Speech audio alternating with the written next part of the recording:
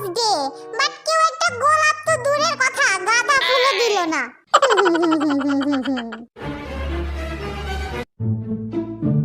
High রে, আজকে propose day, কিন্তু একটা প্রপোজ আমি পাই নাই।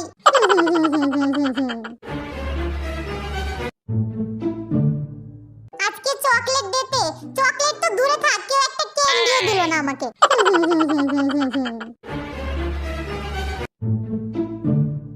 আজকে টেডি ডে, টেডি তো দূরে থাক, একটা সুতাও পাইলাম না।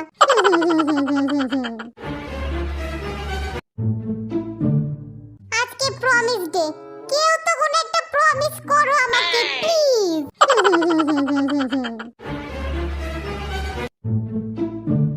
ওই বান্ধবী শোন, কেউ তো আমাকে হাগ করলো না, তুই অন্তত কর, তাহলে হইব কি দেখ, তোরও হাগ ডে পালন করা হয়ে যাবে, আমারও হাগ ডে পালন করা হয়ে যাবে। দূরে গিয়ে আমার তোর সাথে হাগ ডে পালন করতে হবে না, আমার অলরেডি হাগ ডে পালন করা হয়ে গেছে।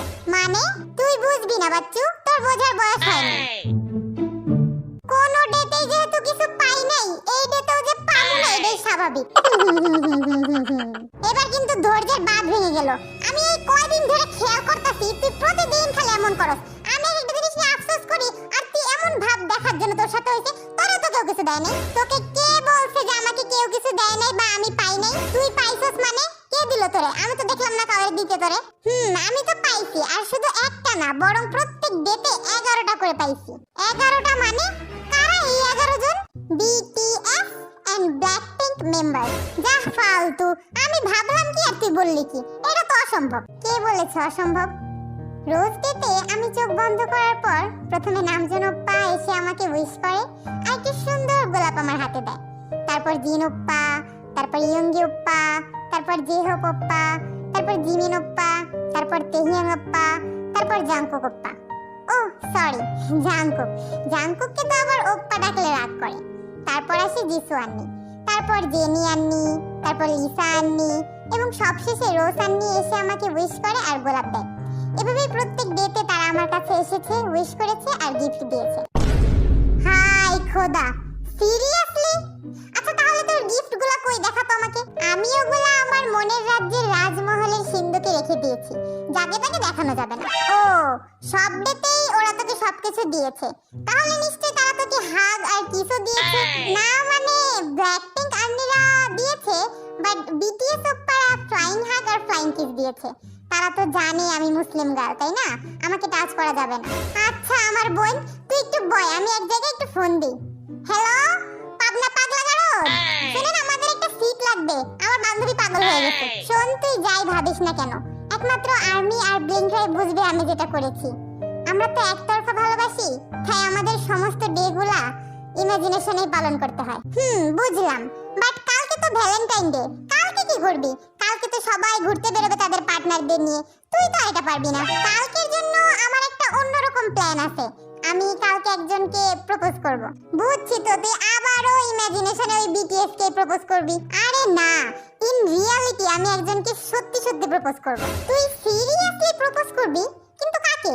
Just wait and watch.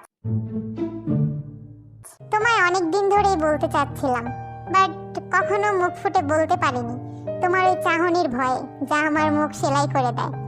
প্রতিদিন তোমার আওয়াজ শোনা আমার জন্য বাধ্যতামূলক, না হলে কেমন যেন শূন্যতা অনুভব হয়। তুমি আমার সামনে আসলে আমি নার্ভাস হয়ে যাই, নিজের দুর্বলতা তোমার থেকে লুকাই।